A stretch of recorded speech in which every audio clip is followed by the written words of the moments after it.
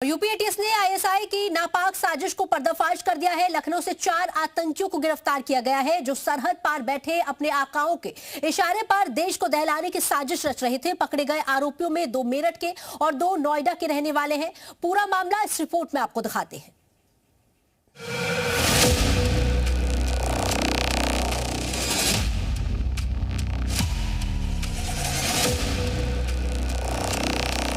पहला, साकिब उर्फ डेविल, काम मेरठ में सलोन की दुकान, खुलासा आईएसआई के इशारे पर काम।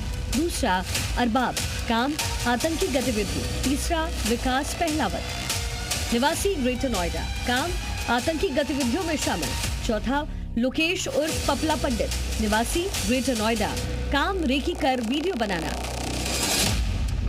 इस पूरे गिरोह का मास्टरमाइंड साकिब उर्फ डेविल है जो मेरठ में सलोन चलाता था। सलोन तो बहाना था, असल मकसद देश को दहलाने का था। साकिब उर्फ डेविल देश में दहशत फैलाना चाहता था। यूपी एटीएस की माने तो साकिब सीधे आईएसआई के लिए काम कर रहा था।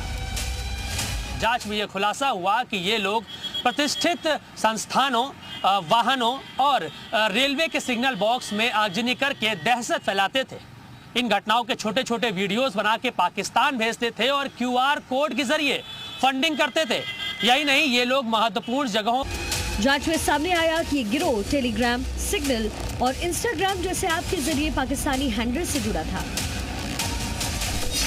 पाकिस्तानी हैंडलर्स के संपर्क में थे। रेलवे के साथ साथ बड़े शहरों की रेकी, वीडियो बनाकर पाकिस्तानी हैंडलर को भेजते थे।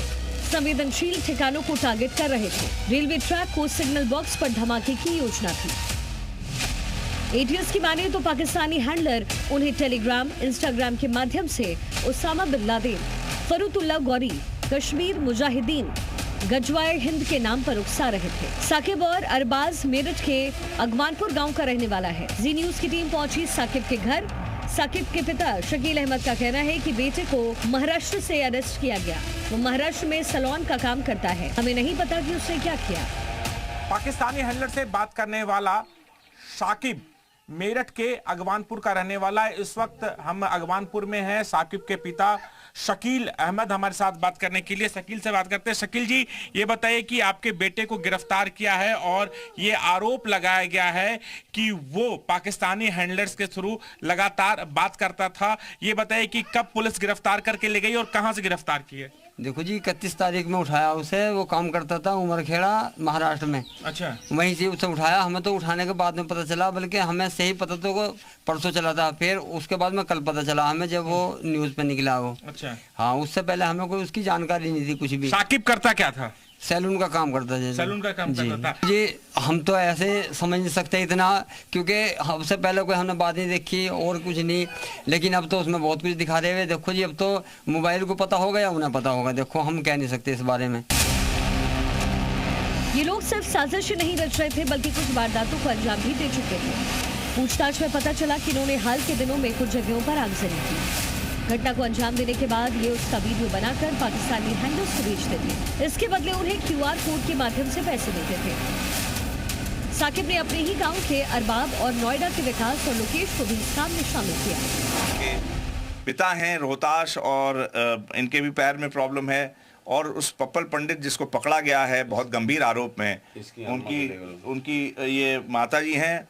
और ये लोग और मोहल्ले वाले कह रहे हैं कि ऐसी उम्मीद नहीं थी। बेलदारी का काम करता था, ईंटें ढोता था, मकान बनवाता था, लोगों से मिलता जुलता था। लेकिन किसी के मन में क्या है ये कोई जान नहीं सकता। एटीएस का ये कहना है और जो जानकारी मिल रही है, जो सबूत कह सकते हैं या जो इन्फॉर्मेशन फर्स्ट हैंड है, उसके मुताबिक वो हैंडलर्स हैं। आतंकी गतिविधियों को, दहशत फैलाने की गतिविधि भारत में अंजाम दे रहे थे, उनके इशारे पर काम कर रहा था। और जो एक जानकारी निकल कर सामने आ रही है कि क्यूआर कोड के जरिए पैसे आते थे। लोकेश और पप्पल पंडित छपरौला के राम विहार में रहता था। यहाँ पर बेलदारी का काम करता था। घर मकान बनाते समय ईंट ढोने का काम करता था। ऐसा मोहल्ले वाले और घर वाले बता रहे हैं। लेकिन अब ये चारों यूपी एटीएस के शिकंजे में फंस चुके हैं। इनकी जगह अब सिर्फ जेल में है। ब्यूरो रिपोर्ट, जी मीडिया।